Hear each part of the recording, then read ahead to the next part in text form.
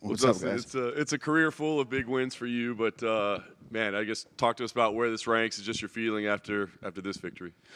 Before I answer the question, if Brennan gets purple shorts, I got to get floral. First things first.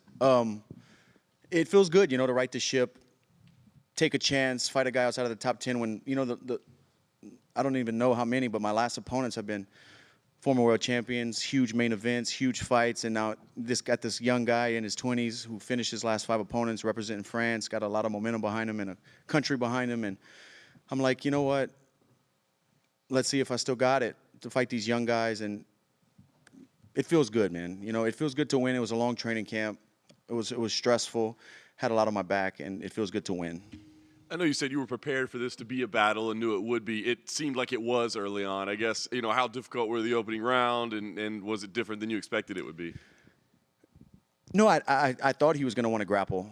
I really did. I was surprised at his punching power. In the moment in there, I didn't feel like he was a big puncher. He looked like a big guy, and he's finished guys on the feet. I mean, he's finished all of his wins. But I thought he was going to be a bigger puncher. When he was landing those shots, they weren't that much knockdown power behind him. But I was surprised by his strength. He was pretty strong. Yeah. It seemed like in the second round, maybe there was a moment you thought, maybe I don't always have to jump the gilly. Nope. I never thought that once. No? Because it looked like it was there. You're like, maybe we should keep it on the feet. I'm having some success with my hands. Yeah. Another thing, too, I thought he was going to be a little bit – he was physically strong, but I thought technically – I know he comes from a judo background. I thought his hips and his grip strength was going to be better against the fence. I took myself down every time. When I was on the mat, it was because I jumped guillotines. And you miss all the ones you don't jump, first of all. But I thought he was going to be a little bit tougher with the takedowns against the fence. Yeah. Last thing for me, you're at a point in your career where you kind of call the shots. You've earned it, right? But, does a title shot, does that matter to you? Is that still the goal, and is that what you would like to see next for yourself, or is it too early to make a call like that? That's the only reason I'm fighting. When I started fighting was to be the world champion, to be the best in the world, undisputed. But we got to see. I got to get home and see what makes sense with my coaches and my wife and my management and just see what's next. I don't know. But, yeah, that's I've done a lot in the sport. I'm not trying to, brag or be boastful, but I've done a lot in the sport, and I've been fighting for a long time. This was like at my 50th, or around my, maybe more, or right under 50th mixed martial arts fight. And I've done a lot, and I've checked a lot of boxes, but there's one that's still unchecked, and that's being the world champion. Dustin, I don't know if you heard Dana when he was up here talking about you, but he was saying these are the sort of fights that make you a fucking legend, basically, and that fighting a young and hungry guy is what is important for you. Do you agree with that? Is that why you took this fight? Because you wanted to just be like, well, I know I can compete against these guys who've been around, but this guy might be the new generation. I want to see if I can compete against him. It was kind of a timing thing in the situation of the lightweight division. There wasn't any big names to fight. I wanted to fight, especially coming off of a loss, and nothing was big that they could put together. But this guy's on a streak and has a lot of momentum. And when they offered it to me, that's why we did it. It just there was nothing else at the time. And then I honor what I do, man. And Eddie Alvarez gave me a shot when he was a former champion, and I was an up-and-comer. And you have to do it. That's the nature of what we do. Yeah. Were any of the guillotines close? The last one was. The high elbow was really close. When you eventually do finish someone with that after jumping it, how excited are you going to be? And I will. And I will. Dustin, over here. Yep. Just curious, when you won the fight and then the whole place just erupted, has that ever been? They probably bet because I was plus 200. That's why they were. So I'm just curious, in your historic career, has it ever been like that where the crowd erupted like that and you heard it and you just soaked it all in as well? Yeah, I really felt in the moment this whole week in the locker room, walking out in the octagon. I really felt good. I didn't so much, the adrenaline's pounding. He's getting up off the ground. I'm trying to go talk to him and let him know to keep working. And I didn't really notice it in the moment. So, yeah. Right here. You had said, I think just a moment ago, that camp was stressful. There was a lot on your back and everything. Was that something specific in camp? Was it? No, that was just losing my last fight. Never losing 2 in a row. Fighting this young up and comer who's finishing everybody. Just the risk versus the reward. It was just I had to win this one. For me, I felt like so that was more stressful because I was putting it on myself. I know tonight was your night, but do you think Benoit will get back up there into title contention?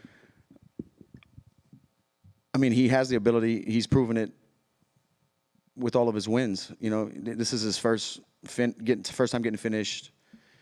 His first loss in his career was to a welterweight. I think, you know, not on a full training camp, on short notice. So, and he's still young. If he dedicates himself and picks himself back up, and obviously he has the mental fortitude to do it. He's a military veteran, you know, so he's been through some things. If he decides to do it, I think he can. I felt it in there. He's very strong, and if he keeps evolving, getting better, he'll be right back where he was. Forgive me if this is an ignorant question for your Louisiana, but like there is a lot of French connection in Louisiana. Was there any sort of like, how do the people there like kind of receive Benoit? Because obviously you said anything you post would just be filled with French flags, but how did the actual like? You know, and I understand that they're supporting their guy. MMA just got legalized not that long ago in their country, and it's a growing sport. So I understand that, but no, there's a lot of French in Acadiana where I live in Lafayette. My dad speaks fluent French. You know, a lot of the Cajuns in Acadiana came from French Canada. You know, we got kicked out and relocated to Louisiana. Well, Conor McGregor actually tweeted a good fight between a couple Frenchmen and even tagged the French, was it president or prime minister, whatever they have over there. Yeah. Well, he felt that right hook too. Just one quick one over here, Dustin. You spoke about in media day how you and Gamrot had great training camp, and obviously you were primary training partners with him. So how did it feel going 2 for 2 with him tonight? It felt great, and we pushed each other so hard this training camp. After his fight with RDA, he came back and stayed in the locker room the whole time. He's such a great teammate, hard worker. His nickname is perfect. He's a gamer, bro. He pushes hard. He's a maniac. But he told me in the locker room, remember, champ, don't jump guillotine. Don't do it. Circle off the fence. Don't jump guillotine. He told me that multiple times. What do you think would be next for someone like him? I mean, some people said that he shouldn't have probably taken this fight, or what do you think should be next for me after that fight? For Gamrot? I mean, he beat a legend. He beat a former champion, a guy, I don't know if he's in the Hall of Fame. He's going to be a Hall of Famer. It's a great win on your record and a tough guy who's proven himself time and time again. And Gamrot has some great wins, He beat Arman, lost to Benil, but he's a hard worker, always in the gym, always getting better. I think he belongs at the top of the division fighting for a contender status. Dustin over here. I know you just fought, but what does a path back to a title look like for you, you think? Man, it's tough to say.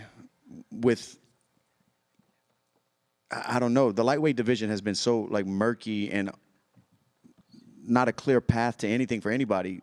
And now it's even more so with Max coming up. Let's say he does beat Gaethje. Does he stay at 55? What's happening? I don't know.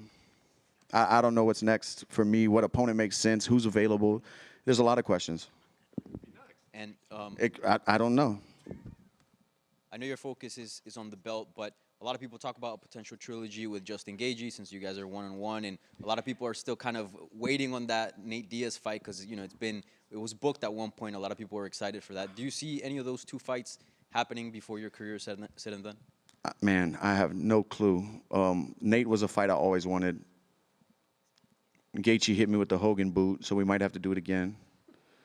It's tough to say. I don't know. Thank you. Thanks. Dustin, right here to you, right? Speaking of the Hall of Fame, they actually mentioned on the broadcast tonight that's somewhere that you're going to end up someday. And obviously tonight, another fight of the night, and I'll tie in another record. I mean, when you look ahead to that, what does that mean to you to hear that from a broadcast team, especially that has a Hall of Famer on it? We've been talking about it this whole week with my coaches. For the weigh-ins, they announced a future Hall of Famer. Something else this week, they announced me as a future Hall of Famer. I mean, dude, that means a lot to me, That's something special. I'm so happy for Joanna to get in. She earned that for sure, and I'm just happy for her. She's a hard worker and done a lot in the sport, and especially for women's MMA. She deserves to be in there. If that's my destiny, I would love to be along those great names that are in the Hall of Fame, It's kind of surreal, honestly, because time flies by so quick. I just remember being a kid, praying, just give me one chance to fight in the UFC and show these guys what I'm made of, and now we're talking about that. It's just it's crazy. At the same time, is it just a little bittersweet almost, where you're like, hey, I'm not done yet. I still got a few things to do? Yeah, like I've said before, I have tread on the tires, and I think I can beat a lot of these guys. I can compete with the young guys. I can beat anybody in the world, I feel. We'll see. I don't know. I don't feel like it's... I'm 35. This is my 30th fight in the UFC, you know? So we'll see. Thanks. Hi, Dustin. Were the guillotines part of the plan, or just you? No, everyone told me not to jump the guillotine. Mike Brown told me 100 times this week. Gamrot told me a bunch of times in the locker room, at weigh-ins, don't, you know, it was part of my plan. Not the coaches. And I'll jump another one, I promise you. Thank you, guys.